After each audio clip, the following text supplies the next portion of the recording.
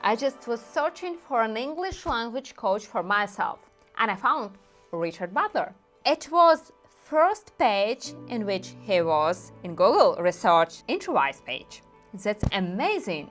Richard is a professional trainer coach, teacher, having worked in both the private and public sector. He has been practicing in 20 years. He has training experience helping teachers understand how to use technology in education, and Richard worked in the corporate world in one of the world's leading recruitment firms.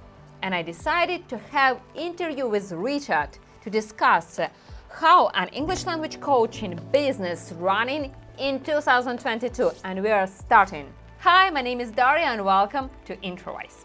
What is the actual approach for a language coach today, and how could you make your coaching business online lucrative? All these questions I will ask our expert. I would like to remind you that this interview is one of the informative ways to help you monetize your expertise online. Introwise is all about inspiration, tech, and business. So, Richard, hello. Welcome. It's probably a little bit more than 20 years, but I like to say just 20 Oh, years. it's a pity. Excuse me. Thank you for having me. Yes, it's really amazing to have you on the interview. Richard, first of all, why do you think people need a coach, a language specialty coach? Because there are a lot of tools that we could use for learning English, but people go to English classes, they need coach online. Well, the thing is that we can use the applications that are, everybody has these popular applications that they can learn English from this application, but it's not, I always say to people, you don't need to learn English. And they look at me and they say, what do you mean by that? I mean, a lot of the times you have a problem that you need to solve. I need to learn English so that I can be better at business meetings, but I don't need to know everything about English. So the applications that you may use will talk to you about how to say hello, how to go to the shop and buy something, and that's fine. But at the level that I'm working with HR directors and executives, they need specific questions. They need specific answers. How do I negotiate? How do I tell a client that there's been a problem with the system that we're using, etc.? You won't find that in an application. That's where a specialized language coach will actually be able to help you. So there's a difference between a general English teacher and a specialized language coach. And that's where I would be specialized with human resource professionals in order to help them improve their English. So, and if we compare, teaching and coaching. So I know that you were training a lot teachers, and they just could decide for them what they would like to do, coaching or teaching. So how it works?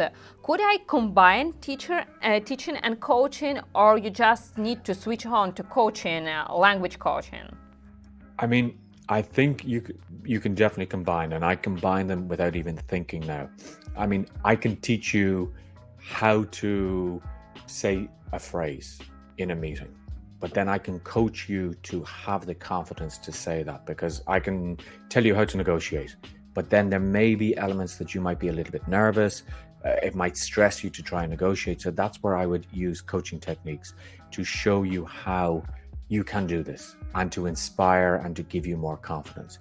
But if I was looking at a session that I do, I just switch between coaching and teaching just very, very quickly. So I can teach you to do something, but then the coaching is really to help you get it into your mind and to say, yeah, I can use this. I can use these phrases. I can go in and I can ask for a raise in my job. I can negotiate with a client. I can persuade a client to do what I want them to do. But how we could explain that, for example, coaching is better than teaching? Could we say like that just simple teaching is diet? Could we say that? No, I think teaching has evolved. There is still an element we have to teach. We have to impart the knowledge, but it's how we do it as well, and that's where the coaching would come in. I mean, if I just again, say the phrases to you, it means nothing. But if I show you, look, this is how you can actually do it. This is the better technique. Watch for your body language. Because if I say to you, I think this is the best deal ever, I'm saying, hey, Richard, I noticed that you were shaking your head a little bit. What you need to do is you need to stand up straighter, and you need to have that confidence when you say, this is the best deal for you. So that's the difference, that teaching is just maybe telling the words. Coaching is saying how you're going to say it, how you react, how you listen to people, how you actually judge their body language so that you can actually become better. And the skills that I teach or I coach when I'm doing a language lesson, I also say to my students, you can use these in your native language. So the tips that I give you, you could use when you're speaking Spanish, when you're speaking Catalan, when you're speaking Russian, Ukrainian, whatever it may be, you can actually use those tips as well. But you just teach even the teachers who have, a lot of experience, but they need help to know new techniques, yes. And for example, you coach people who just would like to be a better version of themselves. Yes, and you wrote it in on your website. So could you just show me what tips will you give someone from, from different business world, and how it depends on, the profession? So person work in, in TV sphere, or person work in management, and so on. Okay, so for example, when I was working in, I'll take recruitment for the moment. When I was working in recruitment, a lot of the people would be very good at telephone sales. They can pick up the phone and they can sell the service to the client, but then they wouldn't have the confidence to do it face to face. So this is where I would look and I'd say, okay, so you're very good on the telephone, but let's work with getting more confidence when you actually get face to face with a client, because then you see the person and you might say, ooh, they're intimidating. So a lot of the times I would say, well, breathing is really important when you are actually face to face with a client, so that you can look at them, you can again stand tall, and you're not talking from here that you're like, so this is what we're going to do, like that, so that you are actually breathing, you're relaxed, and you're focused. And this is some of the essential skills that you need to improve, because if you want a promotion, you also need to show that you are confident and that you can actually you can ask for the promotion and that you deserve it. Same, for example, somebody who might be a great writer. They may be able to write journalistic pieces, but then if they have to go in front of the camera, that can be a different experience. And I could help somebody like that to say, okay, well, look, you're a very good journalist, so now let's get into the actual that you're going to be on film, on camera, and techniques for that. So rather than, a lot of it is body language as well, that you show the confidence, because a lot of people that I work with and I've talked to seem extremely confident, but they say to me, I have to put on this act in order to be confident, because otherwise I don't feel confident. So just because somebody appears on the outside to be confident, it may take them a lot to actually have that confidence. So how to be confident during the interview? Because I know that you prepare people for the best interview, so they would like to have a breakthrough in their career. So how a person should behave to be confident and to get the promotion that you mentioned before? Preparation is the key. I always say to people, you never pick up the phone without knowing what your objective is. You never go to an interview without being prepared, because and interviews are really interesting, because maybe in our working life we might have 3 interviews and that's it. So it's not a skill that we're very good at. So I always say to people, look, there's a list of maybe 30 questions that you're always going to be asked, and you need to have them prepared. You cannot think just in the interview. You need to have all of these questions prepared so that you have a very good basis. And I show people how 3 or 4 questions can be asked in many different ways, and how to ensure that when you're asked, for example, what are your strengths and weaknesses, that you always give an example of your strength. You know, I'm very organized, and then you show an example of that. So I'm very organized because in my job as an English language coach, I need to make sure that I know all the clients that I have, what I've worked on, what I need to work on with them the next time. And then with things like, what are your weaknesses, that you always have a weakness that you show that you can or you have improved on. So I used to be very bad at organization, but my manager showed me some tips and methodologies to become more organized. And now I don't have a problem with that. And then also to see, what type of interview is it? Because a lot of interviews will be either behavior based. What would you do in this situation? Or what have you done in this situation? So you always need to know examples of what you would do in a certain situation. But preparation is the key.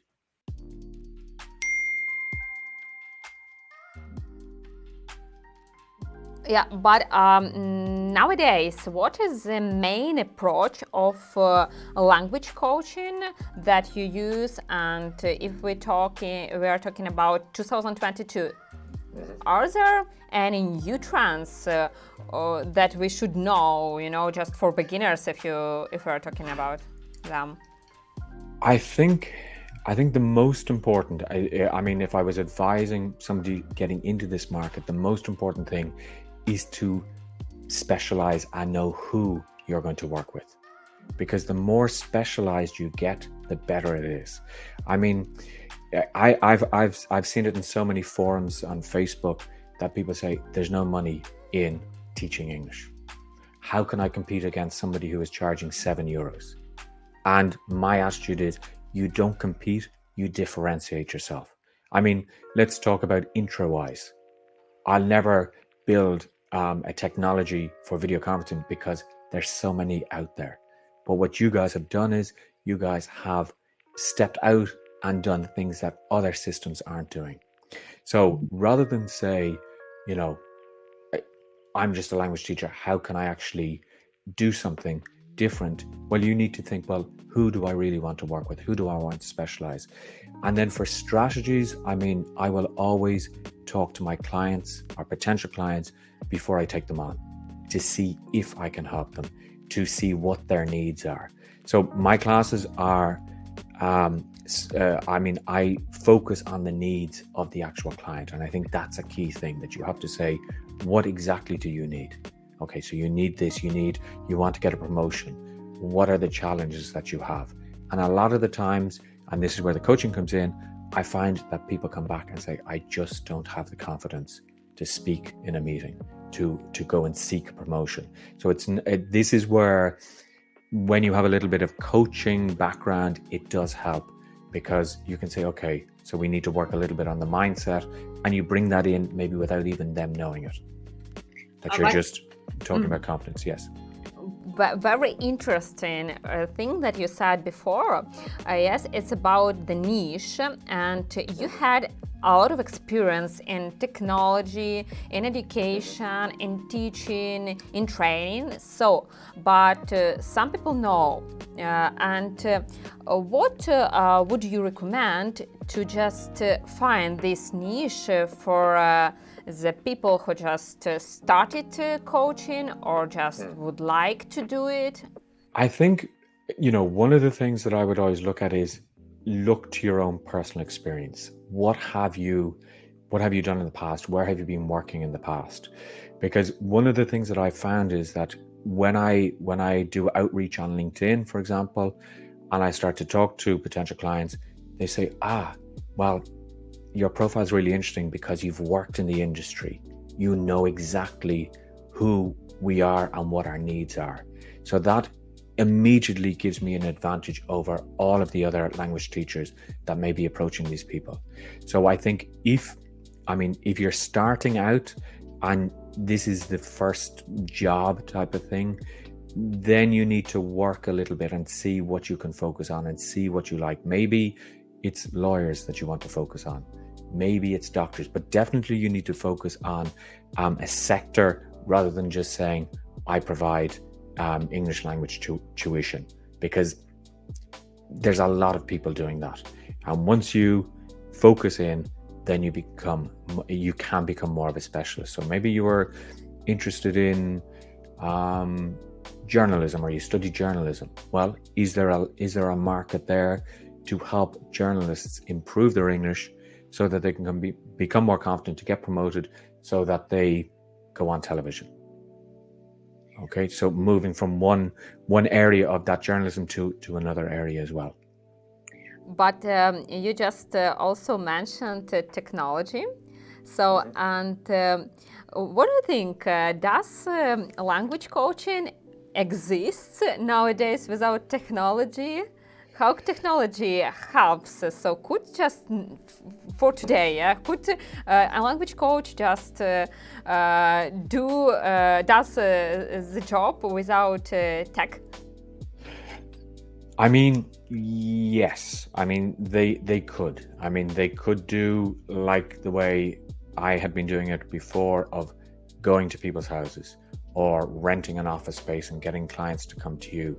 But the technology makes everything so much easier. I mean, down to just having an organizational system. Personally, I use Evernote to keep a record of all of the classes that I've done for error correction. I also send my clients, with their permission, I record all of the sessions. I send them a video afterwards so that they can review. And all of this is what we call a value add. I mean, I say to people, you can review every single session that we've done. So maybe we've done a session about business meetings. You can go back to that session and you can listen back to what you've done. Without technology, I think it's a lot more difficult. And I don't think people are going to maybe get as much from a face-to-face class, because there's so much information coming in that it's always good to review and say, okay, that's what Richard said. Oh, that's the way I said a word. Maybe I need to pronounce it differently. Richard said it's receive instead of receive. So I think technology is the key, and it will continue to be the key. Yeah, you just educate as a coach yourself thanks to technology. It's what Exactly. You said. But one more thing, if we are talking about coaching, language coaching as a lucrative online business, so what coach needs to make it lucrative? Really lucrative. So I know some people who just earn $50,000 in a month, and they just somewhere on islands. It's a very good question, and I'm still looking for that. I mean, I think I think what the important thing is to start to build sort of a passive income, in the sense that rather than doing trading time for money, you can put together a course. And that's the stage that I'm at the moment, of refining my offering and then putting it together as a course, so that it becomes cheaper for people to actually purchase, rather than getting one-on-one work with me, and they can do it at their own pace. So for example, I say to them, look, I have this 10-hour course on business communications, negotiation and persuasion. Oh, perfect. If you want to do it with me, it's X. If you want to do it by yourself, it's Y. And that will give me the opportunity to step back a little bit. Now, here's the big killer here, is getting the time to do all of this. I mean, with my busy schedule, I mean, I have to sometimes at the weekend see if I can record something here, record something there, and then it takes time with editing, etc. But in the long run, having something like this of a digital asset is very useful, because if somebody says to me, I can't afford what you're actually charging, I can say, well, would you be interested in taking this as a self-study course? Okay. And I mean, I buy a lot of self-study courses. Since COVID, I bought lots of courses that I can just refer back to. So I think people want that as well, to have that option of self-study. And that will lead to living on the island and drinking cocktails all day eventually. But in this case, how they could be motivated to do this course? Because, for example, coach, first step of the coach, first, as I know, maybe you could tell me something else. Yes. But first of all, coach should motivate. But how he motivates when you just listen to to this course? Could you do it just visually on the course? How do you do it? I mean, to create a successful course, you need to bring your personality into it. I think a lot of, even on a one-to-one class, I always say to my prospective clients, I want to talk to you first to see if we are actually a good match. Because maybe you don't like the way I speak. Maybe you don't like the way I express myself. But in a recorded course, well, I need to be a lot more expressive. I like to bring humor into my courses. I'm not one that will sit there and say, this is blah, blah, blah. I like to bring humor. I like to motivate. I like to change things. I mean, it takes a lot of work because there's a lot of visual elements as well. Now, the other thing is with technology, because we talked about technology, you can automate messages to be sent out to people who start on the course. So after the first 5 days, there might be a motivational message that you send out. On the 7th day, you send out, here's an example of somebody who did work with me, and this is the success that they had. So it's a very good question, because motivation to finish, we've all started online courses, and sometimes we've not finished. It's me. I started. It's me as well. I started many courses on Coursera. Do you know it? Yeah. Yes. But I don't like their, I don't know, the speakers. They absolutely rush. Yeah, I mean, for me, the key is, first of all, I mean, if you're going to sell an online course, you need to give a free sample of one of the lessons so that people can see you. The second thing is, and this is a mistake a lot of people make, is the course should be short.